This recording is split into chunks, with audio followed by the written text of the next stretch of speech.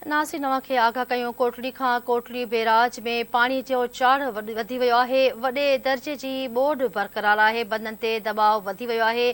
ख़बर अवां खे ॾियूं पिया। कोटड़ी वटि मथां वहिकिरो 6,04,147 क्यूसिक रिकॉर्ड कयो आहे। कोटड़ी वटि हेठियां वहिकिरो 5,83,882 क्यूसिक आहे। अवां खे आगाह कयूं पिया त आबपाशी खाते चवण आहे त सिंधू दरिया मां निकिरंदड़ वाहन में 20,245 क्यूसिक पाणी छोड़ थी रहियो आहे। ख़बर अवां खे ॾियूं पिया। कोटड़ी खां दरिया जो बंद भरिसां क़दीमी शिव मंदिर में पाणी दाख़िल थी वियो आहे। ज़ाइरीन लाइ बंदि कयो वियो आहे। अवां खे आगाह करे रहिया आहियूं। कोटड़ी खां कोटड़ी बैराज में पाणी जो चाढ़ वधी वियो आहे। वॾे दर्जे जी ॿोॾ बरक़रार आहे, जॾहिं त बंद ते दबाव वधी वियो आहे। कोटड़ी वटि मथां वहिकिरो 6,04,147 क्यूसिक रिकॉर्ड कयो वियो आहे।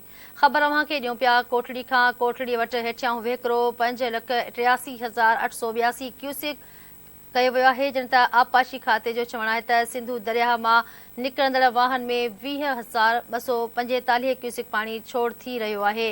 कोटड़ी दरिया जे बंद भरिसां क़दीमी शिव मंदिर में पाणी दाख़िल कयो वियो आहे, जॾहिं त ज़ाइरीन लाइ मंदिर खे बंदि कयो वियो आहे।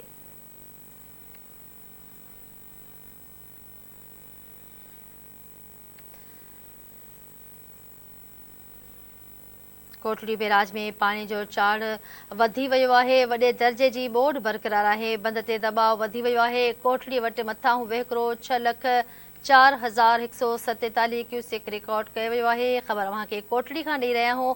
कोटड़ी वटि हेठियां वहिकिरो 5,83,882 क्यूसिक आहे। आबपाशी खाते मुताबिक़ सिंधू दरिया मां निकिरंदड़ वाहन में 20,245 क्यूसिक पाणी छोड़ थी रहियो आहे। कोटड़ी दरिया जे बंद भरिसां क़दीमी शिव मंदिर में पाणी दाख़िल थी वियो आहे। ज़ाइरीन लाइ मंदिर खे बंदि कयो वियो आहे।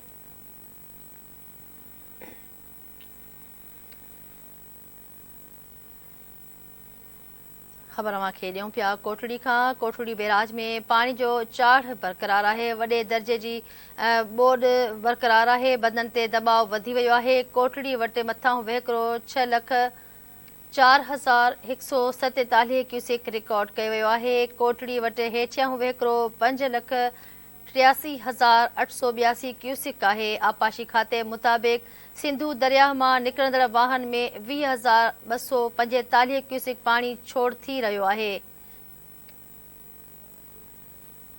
इन हवाले सां कोटड़ी खां टीवी न्यूज़ रिपोर्टर एजाज़ मुग़ल लाइन ते मौजूदु आहे। जी एजाज़, आगाह कजो, ॿिया कहिड़ा तफ़सील आहिनि?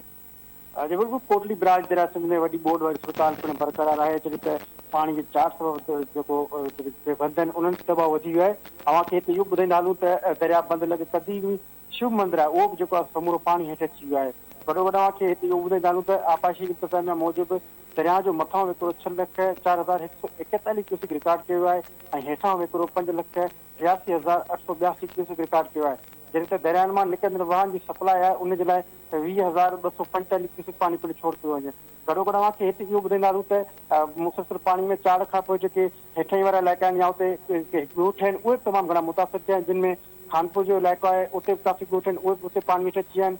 अहिड़ी तरह कोटड़ी जो राफा मोरिया इलाइक़ा आहिनि उते बि उहे पाणी हेठि अची विया आहिनि, या उन खां अलावा कारो खो आहिनि उते बि केतिरा ई ॻोठ आहिनि, या उते जेके ज़मीन आहे या फसल आहिनि उहे तमामु घणा मुतासिर थिया आहिनि, छाकाणि त पाणी जो दबाव वधण सां बंदनि ते पिणु दबाव थिए पियो। हिते अव्हां खे हिते इहो बि ॿुधाईंदा हलूं त एरिगेशन इंतिज़ामिया मूजिबि सीधा या एरिगेशन या उन खां अलावा जेके रेलवे जा बंद आहिनि उहे मज़बूत कया विया आहिनि, जॾहिं त कुझु बंद आहिनि जंहिंजी मरम्मत जो जेको कमु आहे उहो पिणु जारी कयो आहे। हिते इहो ॿुधाईंदो हलां त एरिगेशन इंतिज़ामिया इहो पिणु ॿुधायो आहे त 2010 जी ॿोॾ में जॾहिं ॿोॾ आई त उन टाइम 11.5 लाख क्यूसिक रेलो सिंधु दरिया मां गुज़र थियो, जंहिं करे जेकी ॿोॾ जी सूरत आहे उहा पिणु पैदा थी हुई। अहिड़ी तरह 2015 में 8.5 लाख क्यूसिक जो जेको रेलो सिंधु दरिया मां गुज़र थियो, जंहिं करे ॿोॾ वारी सूरत पैदा थी। अलबत्ता हिन वक़्तु 6 लाख जो क्यूसिक जो जेको रेलो आहे उहो पिणु गुज़री रहियो आहे, जॾहिं त वॾी ॿोॾ वारी सूरत उहा पिणु बरक़रार आहे। अलबत्ता ॻणती वारी सूरत हिन वक़्तु कोटड़ी ब्रांच ते न आहे। जी ठीकु आहे एजाज़, वॾी महिरबानी तफ़सीलनि जे लाइ।